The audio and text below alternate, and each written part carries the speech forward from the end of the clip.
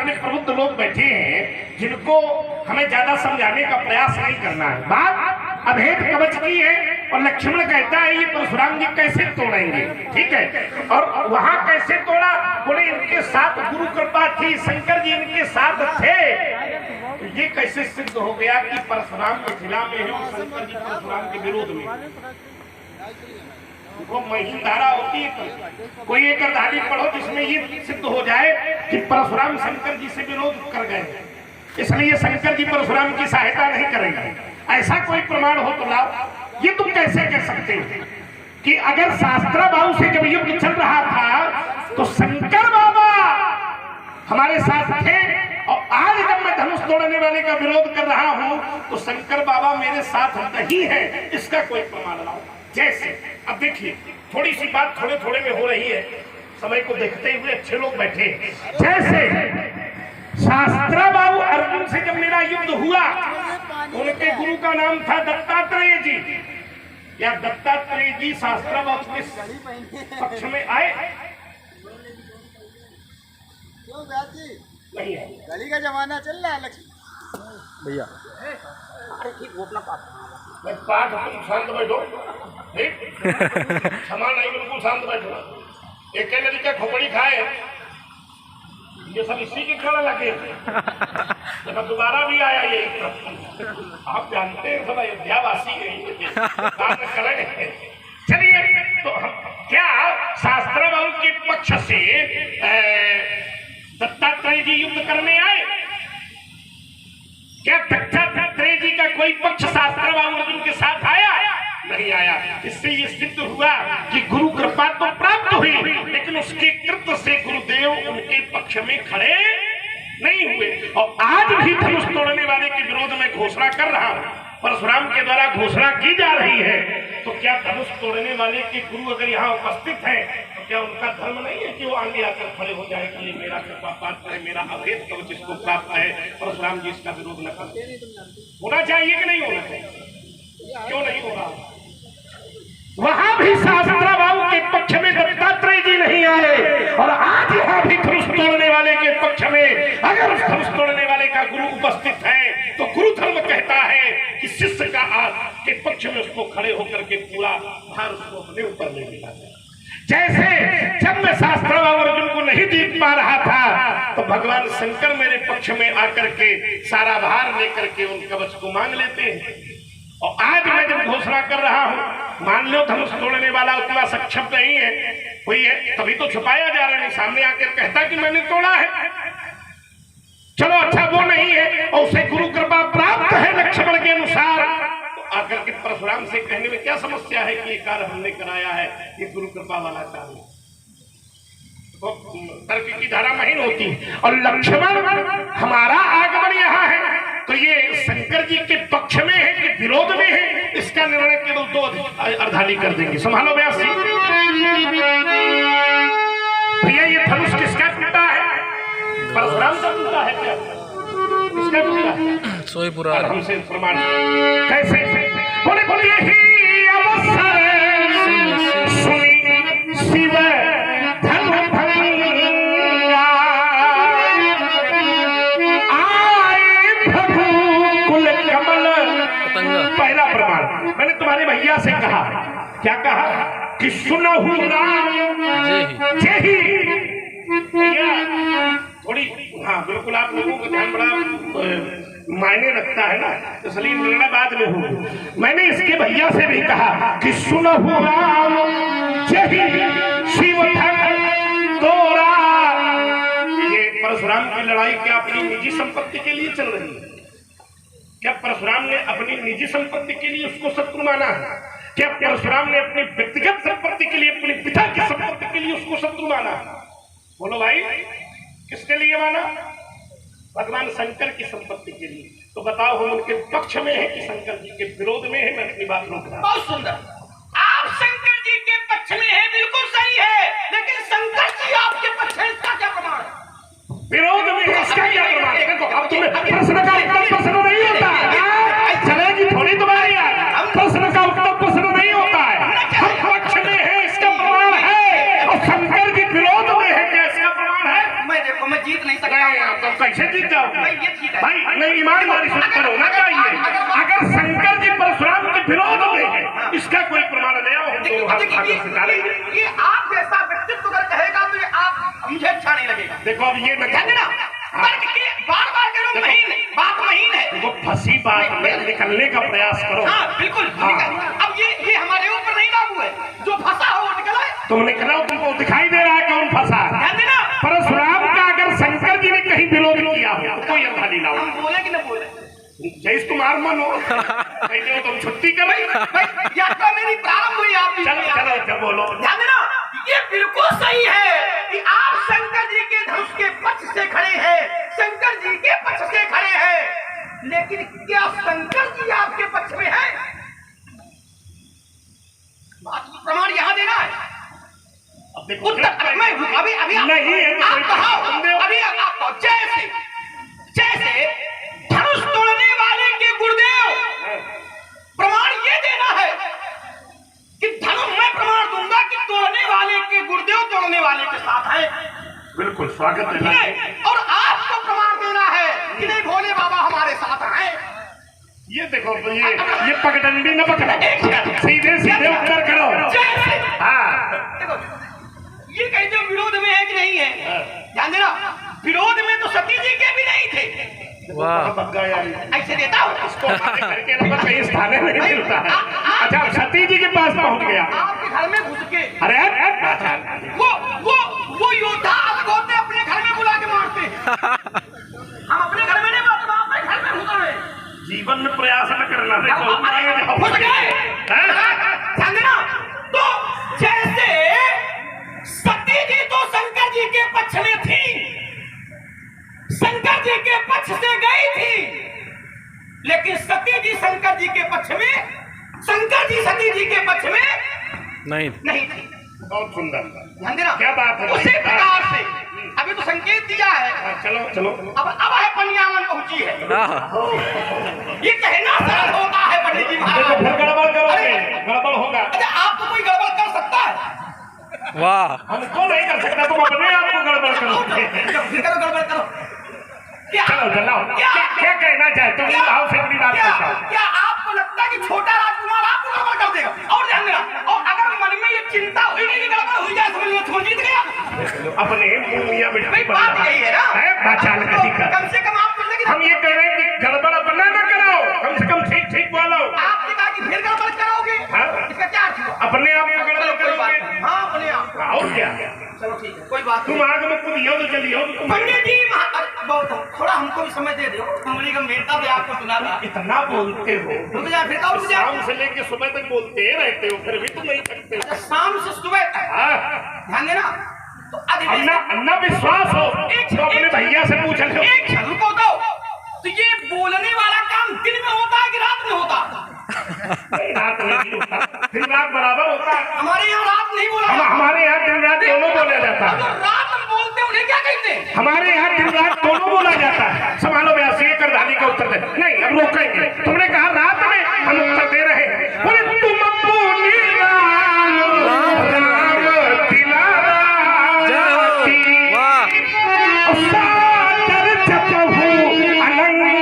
देखो शब्द की लड़ाई है, हमारे यहाँ रात में भी बोला जाता है।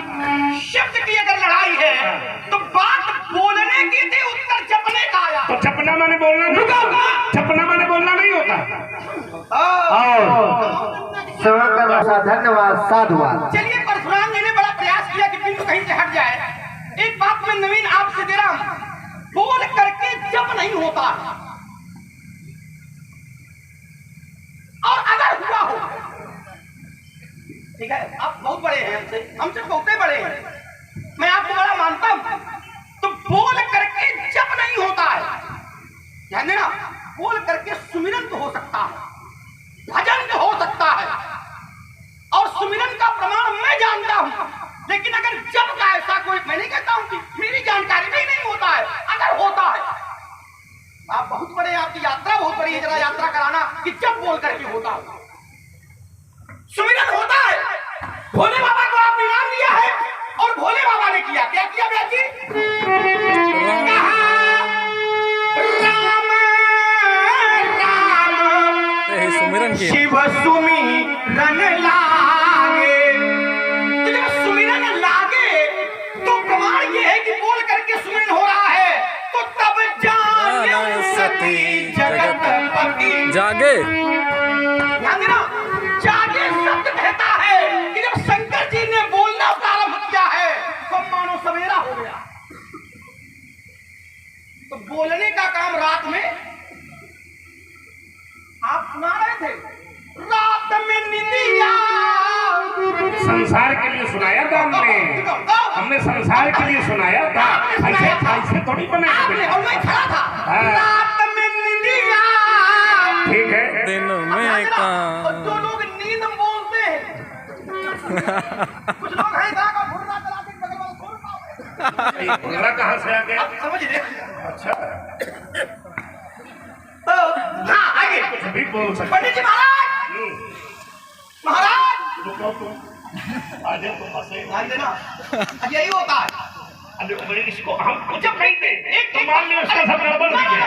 हमारा इसलिए बोला ये आप खूब कहोगा तो हो गया। हाँ। एक मैं पढ़ी हुई बात बता रहा हूँ गुरुदेव द्वारा पूरक। जब व्यक्ति क्रोध में होता है तो अपना दोष उसको सामने वाले में दिखाई देता है। जब क्रोध में होता है तो अपना दोष सामने वाले में दिखाई देता है। और जब यात्रा की जाएगी तो मानस में ऐसे प्रमाण मिल जाएंगे, लेकिन वहां यात्रा में मैं नहीं जा रहा हूं। शंकर जी के आपके साथ हैं और प्रमाण इसका आना चाहिए, लेकिन तोड़ने वाले का आशीर्वाद धनुष तोड़ने वाले के साथ है। गुरुदेव का आशीर्वाद धनुष तोड़ने वाले के साथ है। ब्राह्मणों का आशीर्वाद धनुष तोड़ने वाले के साथ है। मुनियों का आशीर्वाद धनुष तोड़ने वाले के साथ है। तो क्या शंकर जी का आशीर्वाद परशुराम जी के साथ है? प्रमाण ये आना चाहिए। मैं प्रमाण दे रहा हूं तोड़ने वाले के पक्ष से। यानी एक आधारी समझ नहीं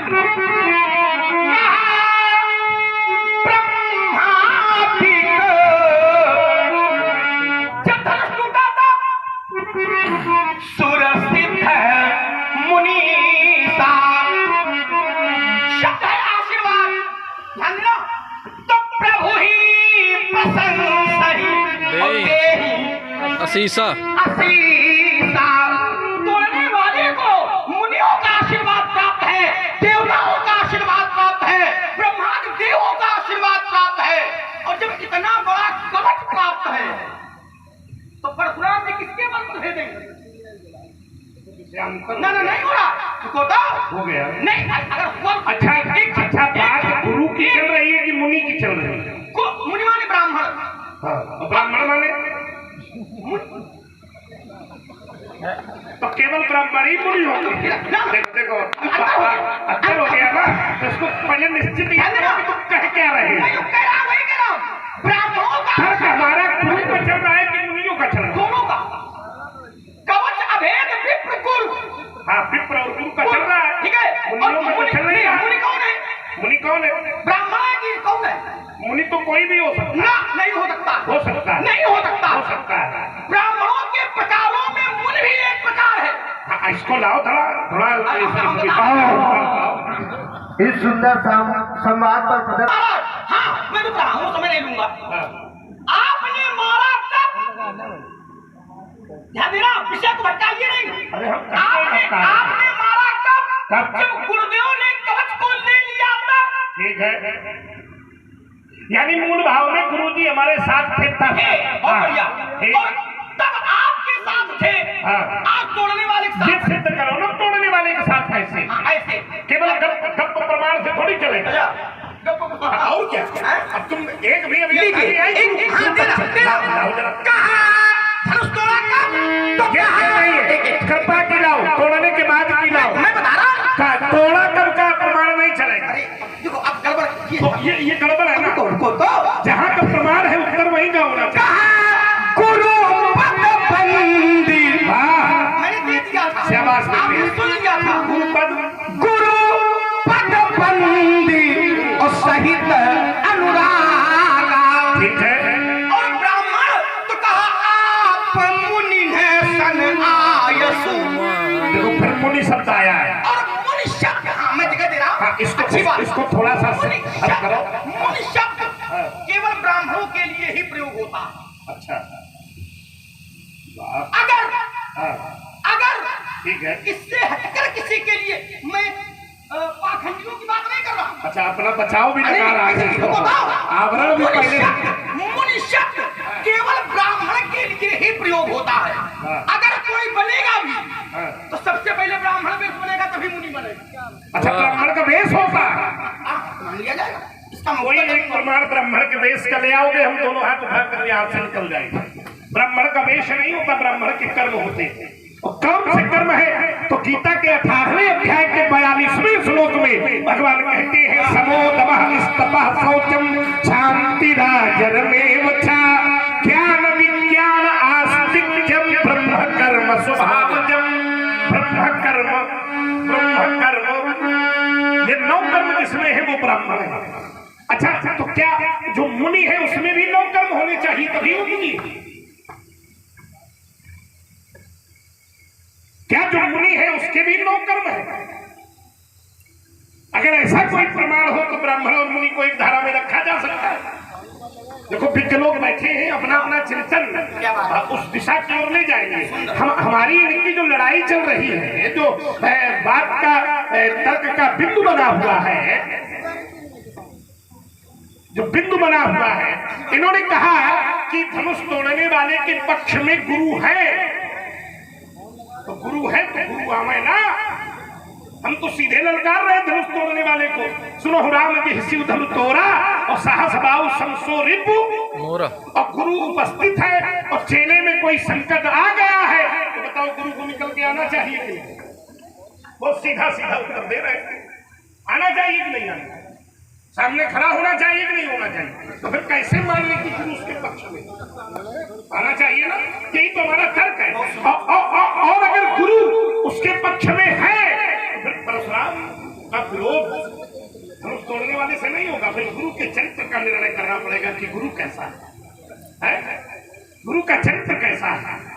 आइए, एक बात आई है दिन की और रात की। तो उन्होंने कहा, आप गा रहे थे कि रात को मिलिया जिलमिया, हमने गाया था, लेकिन हमने संसार के जीवों के विषय में बताया था। एक राजा हुए प्रिव्रत, ध्यान दो इधर देखो, क्या कर रहा है?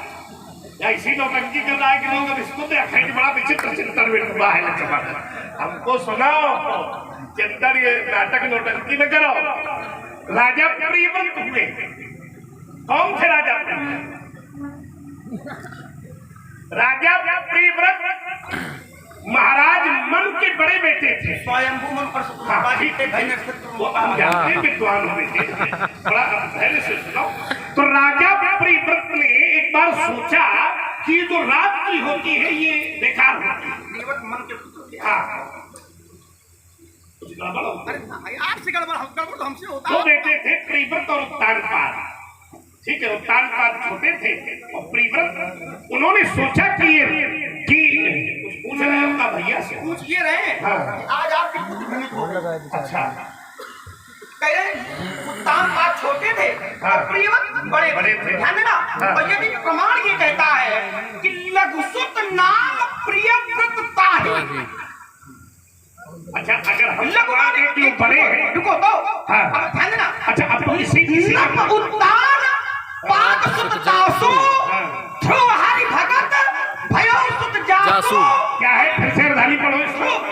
नक उत्तान पाद सुत त्रासु त्रासु तासु तासु इतना न खेला नहीं, त्रासु निकला था तुम्हारे मुंह से। तासु हाँ। और ध्रुव हरि भगत भयो सुत जासु लघु सुत नाम प्रियव्रत ताहि।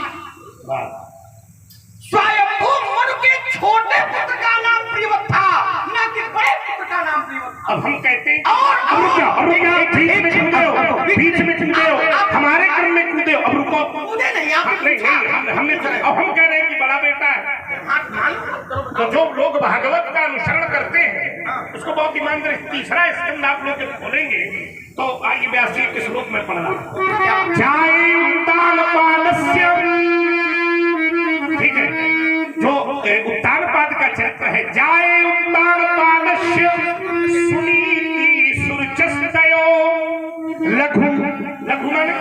छोटा। लघु माने बड़ा। अब ये अर्थ है करोगे थोड़ी देर बाद। अब रुक जाओ, अब अपने आप देख रहे हो, अब इसका संतुलन बिगड़ रहा ना है। भाई हमारा भाई है। अब देखो दूसरा 5वें स्कंद में आइए, रुक हाँ, लघु माने छोटा, यहाँ लघु शब्द आया। आइए अब रुक जाओ, बीच में नहीं, अब होने तो दो।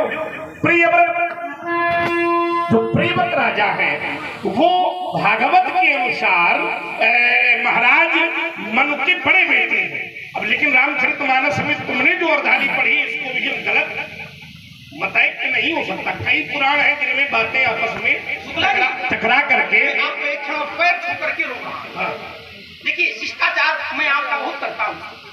बात अगर गलती से मुख से निकल जाए और कोई सुधार करा दे तो तत्काल उससे सुधार कर लेना चाहिए। ये मानस शंकर जी के द्वारा रचित है। अब इसको गलत और ध्यान देना, रुक जाओ, और गलत दिशा में लिए जा रहे हैं। ना अच्छा भागवत किसके द्वारा रचित है ये बता दो हमें। चलिए व्यास जी के द्वारा। ना मैंने ऐसा जाना कहते नहीं है। चलो कोई बात नहीं, आप बता देना। ये विषय नहीं। तुम कहते हो कि शंकर जी के द्वारा रचित, कैसे नहीं विषय, कैसे नहीं भागवत की रचना किसने की ये बताओ। जैसे रामचरितमानस के रचनाकार भगवान शंकर, तो भागवत की रचनाकार राम जी। ये देखो इनका तर्क हो रहा है।